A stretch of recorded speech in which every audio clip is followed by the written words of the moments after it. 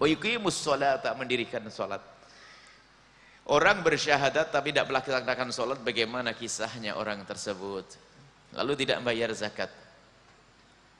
Nah ini Islamnya Islam bohongan nih. Sehingga ulama di dalam hal masalah meninggalkan salat ini berbeda pendapat. Hati-hati. Yang meninggalkan salat dosa besar dan sangat besar. Dan ingat, yang namanya salat, yang bisa melakukan salat hanya manusia pilihan Allah. Biarpun orang itu keker, gagah perkasa, sehat, kuat, belum tentu dia bisa salat. 3 menit salat duhur belum tentu bisa. Lihat saja, na'udzubillah. Ada orang nggak bisa sholat, padahal dia kalau ngangkat semen berjam-jam bisa. Tapi giliran suruh sholat nggak bisa. Padahal kalau sholat nggak bisa berdiri, dia boleh baring, boleh duduk, nggak bisa duduk boleh baring, nggak bisa baring boleh telentang. Dengan sesuka hati, cara sebisa-sebisanya. Tidak dipersulit urusan sholat. Lihat, begitu mudahnya sholat. Waktu berdiri pun nggak menjinjing apapun di tangannya, tidak memikul apapun di pundaknya, nggak ada, berdiri begini. Tapi tidak semua orang bisa melakukan sholat. Sebab yang diizinkan sholat oleh Allah, karena sholat itu mau menghadap kehadirat Allah subhanahu wa ta'ala. Dia akan menjadi orang yang sangat dekat kepada Allah dengan sujudnya.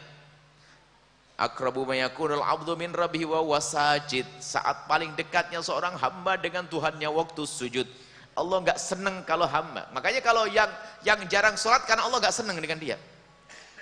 Dan orang tidak bisa melakukan sujud 1 kali pun kecuali atas izin Allah.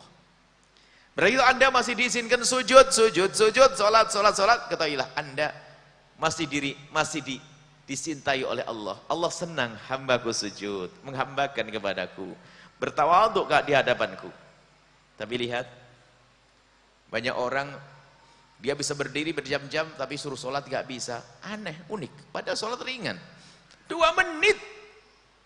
Zuhur 2 menit sah kok. Masih lumayan lama 2 menit itu. Ada yang 1 menit beres beres. Tapi kenyataannya lihat, ada orang gak bisa. Kenapa? Karena Allah menghinakan orang tersebut. Maka hati-hati. Jika Anda termasuk orang yang mudah meninggalkan sholat, hati, Allah jauh darimu. Akan terhinakan. Dan juga jangan sampai ada di rumah kita 1 orang yang tidak sholat. Sebab jika ada di rumah kita 1 orang yang tidak sholat, akan dicabut rahmat dari rumah tersebut.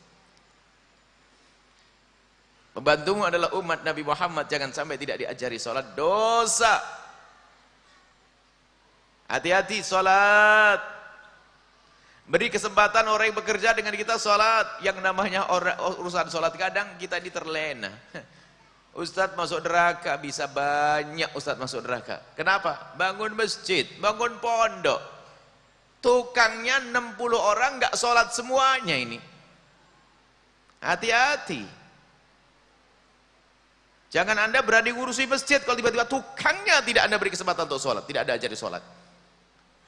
Dia akan ditanya oleh Allah, dimasukkan di neraka, dia protes, ya Allah, saya itu kerja di masjid, kiainya tidak pernah ngajarin saya sholat. Hati-hati. Alangkah banyaknya orang terlena. Yang dipikirkan adalah agar masjidnya cepat jadi. Khawatir tidak ikhlas ustaz tersebut. Kenapa? Dia hanya pengen disebut bahwasanya masjidnya besar, bagus. Lupa bahwasanya masjid itu untuk apa? Untuk ngajak orang dekat kepada Allah. Apakah tukangnya bukan manusia?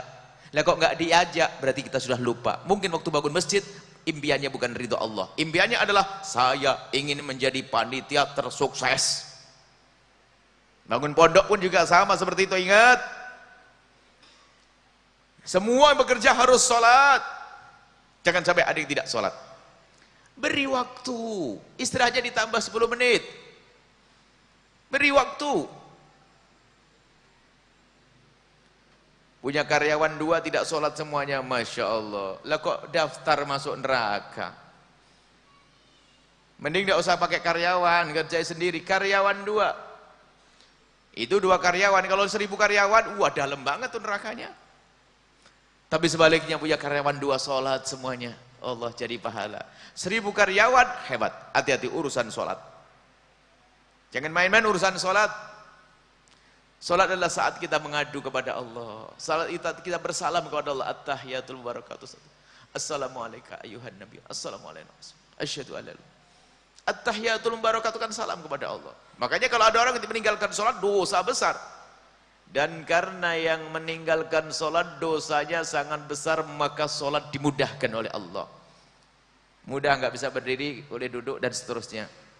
Bacaan sholat pun ternyata sangat terbatas, 5 tok kok bacaan sholat. Itu pun boleh ditawar kok. Bacaan sholat nggak banyak-banyak. Pertama takbiratul ihram, Allahu Akbar. Baca Fatihah, tasyahud akhir tahiyat, at-tahiyatul barakatuh, salatu thayyibatul sampai asyhadu an la ilaha illallah, asyhadu anna Muhammadar Rasulullah.